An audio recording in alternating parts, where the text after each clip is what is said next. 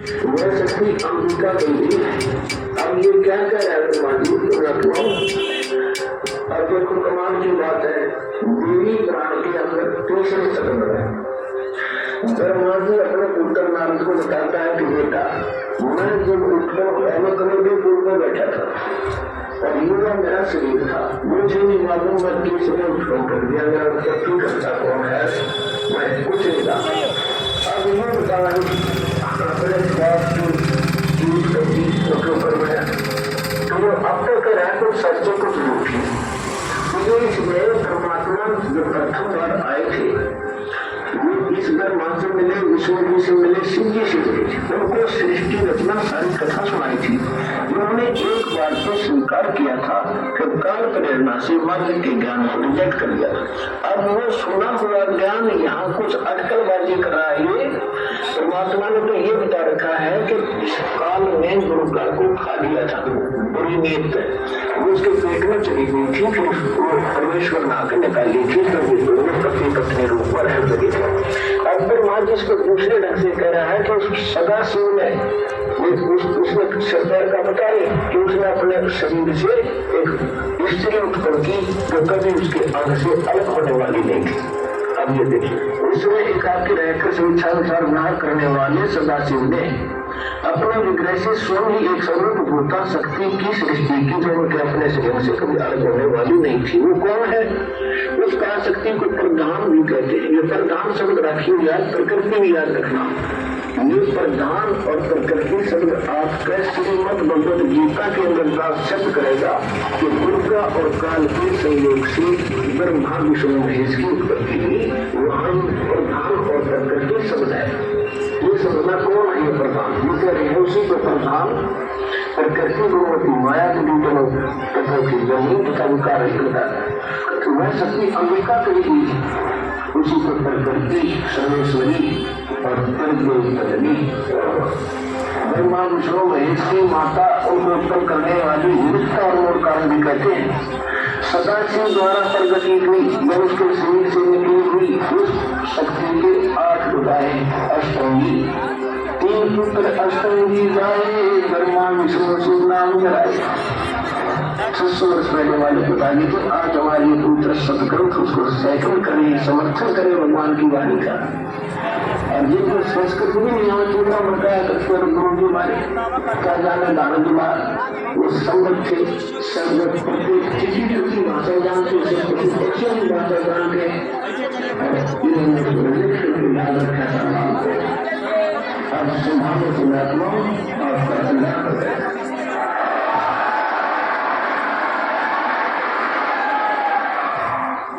नाना प्रकार के आभूषण दूसरे श्री अंदर की शोभा बढ़ाते, वह देवी नाना प्रकार की रचना से संपन्न है और अनेक प्रकार के अस्त्र शस्त्र प्रदान करती है।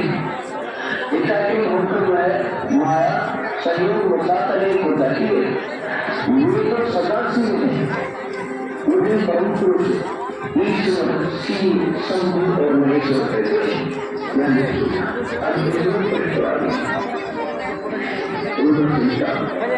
अपने सारे काल रूपी ब्रह्म इसको काल कहो, ब्रह्म कहो, सदाशिव कहो, काल रूपी ब्रह्म इसने शक्ति के शक्ति के साथ सूर्य नाम का क्षेत्र का निर्माण किया था। उस सूर्य क्षेत्र को काफी निर्माण स्थान है जो सबके विराजमान है। ये सूर्य और प्रियतम जो शक्ति के रूप में शक्ति दुर्गा और काल निर्माण रूप में एक निर्माण अच्छे परिवार निवास करते हैं। शिव और दुर्गा ने पहले काल में भी क्षेत्र को अपने सानिध्य से मुक्त नहीं किया।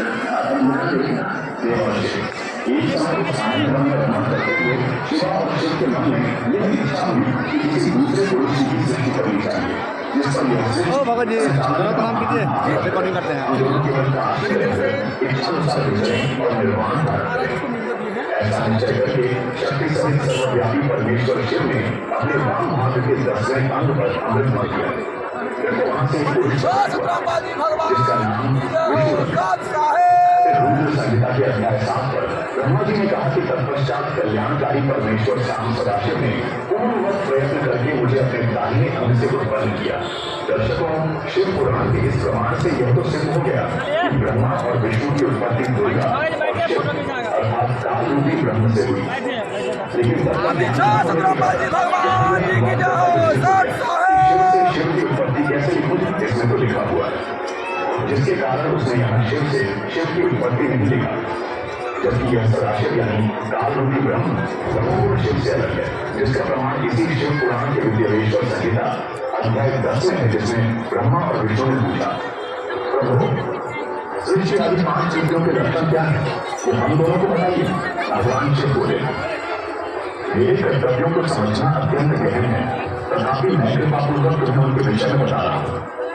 ब्रह्मा और विष्णु सृष्टि, पालन, संहार, तिरोभाव और अनुग्रह, ये 5 ही मेरे जगत संबंधी कार्य हैं जो नित्य सिद्ध हैं।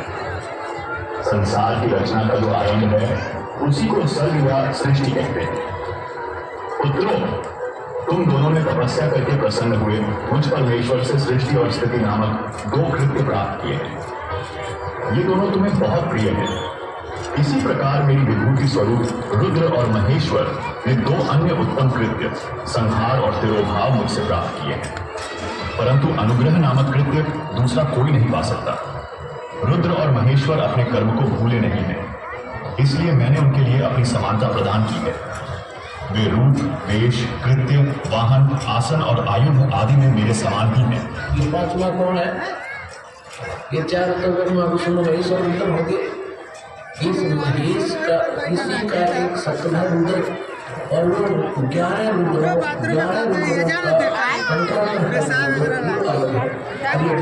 का महेश ये अलग। तो ये 5वां जो बोल रहा है वो हरकाल दुर्गा का पति कि 3 पुत्र अष्टमी जाए, ब्रह्मा विष्णु शिव नाम धराए, और 3 देव किस करते भक्ति, उनकी बुरी ना हो की भक्ति, उनकी भक्ति में ये बड़ो संसार, कह कबीर निधना कैसे पुत्रो पार।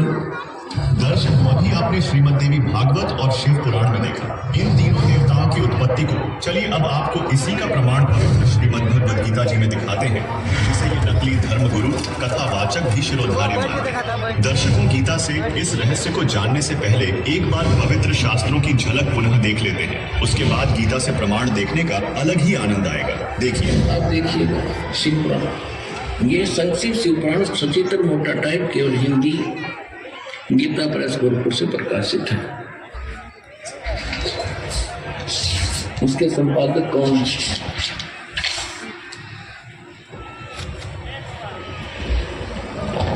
हनुमान प्रसाद पोदार,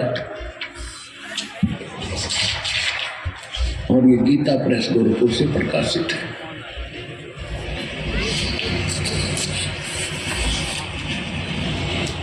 ये देखिएगा, ये है रुद्र संहिता, और यहाँ अध्याय नंबर 5 हम यहाँ पर पढ़ेंगे थोड़ा सा। अपने पुत्र नारद की यह बात सुनकर लोक पितामह ब्रह्मा वहाँ इस प्रकार बोले।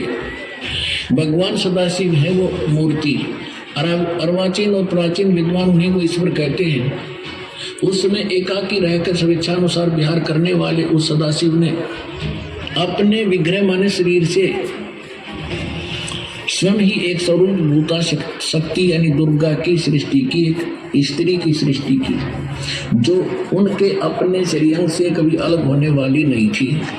उस पराशक्ति को प्रधान प्रकृति गुणवती माया बुद्धि तत्वों की जननी तथा विकार रहित बताया गया है। वह शक्ति अंबिका कही गई है। अब ये देखिए, उस समय एकाकी रहकर स्वेच्छानुसार विहार करने वाले सदाशिव ने अपने विग्रह से स्वयं ही एक स्वरूप भूता शक्ति की सृष्टि की, जो उनके अपने शरीर से कभी अलग होने वाली नहीं थी। वो कौन है? उस पराशक्ति को प्रधान भी कहते हैं। ये प्रधान शब्द रखिए याद, प्रकृति भी याद रखना। ये प्रधान और प्रकृति शब्द आपके श्रीमद् भगवद गीता के अंदर दास सिद्ध करेगा कि दुर्गा और काल के संयोग से ब्रह्मा विष्णु महेश की उत्पत्ति हुई। वहाँ ये प्रधान और प्रकृति शब्द है। ये समझना कौन है ये प्रधान, ये कह रहे हैं उसी को प्रधान प्रकृति गुणवती माया बुद्धि दोनों तत्वों की जननी तथा विकार रहित बताएगा। तो वह शक्ति अंबिका कही गई है, उसी को प्रकृति सर्वेश्वरी और त्रिदेव जननी, ब्रह्मा विष्णु महेश की माता, उनको उत्पन्न करने वाली नित्य और मूल कारण भी कहते हैं। सदाशिव द्वारा प्रकट की गई, यानी उसके शरीर से निकली हुई उस शक्ति के 8 भुजाएं हैं। अष्टंगी 3 पुत्र अष्टंगी जाए, ब्रह्मा विष्णु शिव नाम धराए। 600 वर्ष पहले वाले बता गए थे। आज हमारी पवित्र सदग्रंथ उसको सेकंड कर रहे हैं, समर्थन कर रहे हैं भगवान की वाणी का। और जिनको संस्कृत भी नहीं आती, ब्राह्मण कहा करते हैं गुरु जी हमारे, क्या जाने दाने दुला, वो समृद्ध थे, सब वो प्रत्येक चींटी तक की भाषा जानते, सब पशु पक्षियों की भाषा जानते, और इन्होंने उसको रिजेक्ट करके डाल रखा था लाल को। अब संभालो पुण्यात्माओं, आपका कल्याण हो जाएगा। दर्शकों, ब्रह्मा विष्णु महेश यानी रजगुण सतगुण तमगुण के विषय में इन पवित्र ग्रंथों से एक झलक देखी। अब देखते हैं श्रीमद् भगवद गीता से तीनों देवों की उत्पत्ति का प्रमाण। अब आपको श्रीमद् भगवद गीता से प्रमाणित करते हैं ब्रह्मा विष्णु महेश की उत्पत्ति। ये श्रीमद् भगवद गीता और गीता प्रेस गोरखपुर से प्रकाशित है। जयदार गोविंद का इसके अनुवादक है। ये अध्याय नंबर 14 का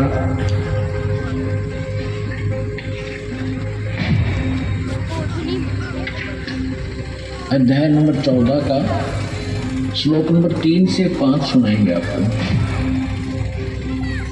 ये 3, इसमें क्या कहा है कि अर्जुन मेरी ये महत ब्रह्म रूप मूल प्रकृति।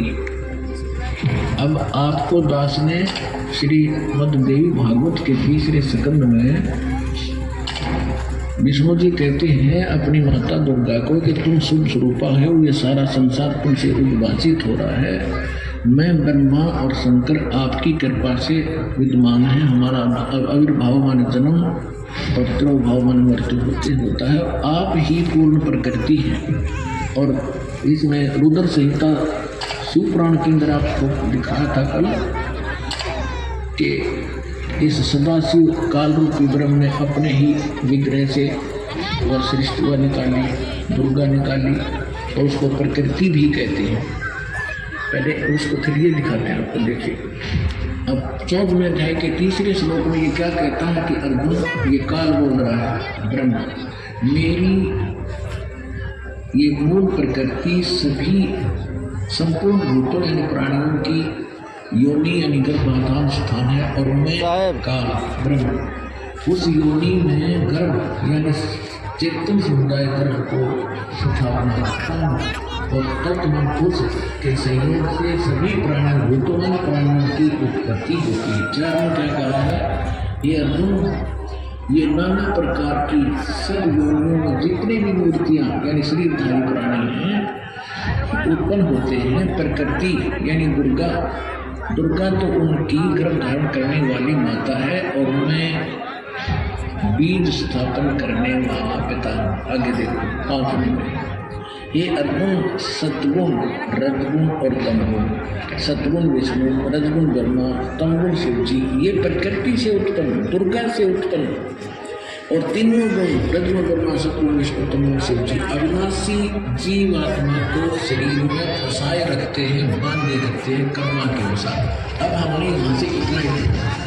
दर्शकों, अभी हमने हिंदू धर्म के सर्व पवित्र शास्त्रों से ब्रह्मा विष्णु महेश की उत्पत्ति के बारे में जाना। आइए अब जानते हैं इनकी उम्र क्या है। अब इन भगवानों की थोड़ी सी सटीकी बताते हैं, इनकी आयु समझाते हैं। ब्रह्मा जी की आयु से आप परिचित है, क्योंकि हमारे भांड गुरु थे कितनी तक बताया करते थे कि ब्रह्मा जी की आयु 100 वर्ष की है। वो दास बताएगा वो 100 वर्ष बनते कैसे, उनको तो ये भी ज्ञान नहीं था। आइए दर्शकों देखते हैं विस्तार से। श्री ब्रह्मा जी का एक दिन 1008 चतुर्युग होता है। एक ब्रह्मा जी के दिन में 14 इंद्रों का शासन काल पूरा होता है। एक इंद्र का शासन काल 72 चौकड़ी युग का होता है। एक चौकड़ी चतुर्युग में 4 युग होते हैं। सतयुग जो 17,28,000 वर्षों का होता है। त्रेता युग जो 12,96,000 वर्षों का होता है।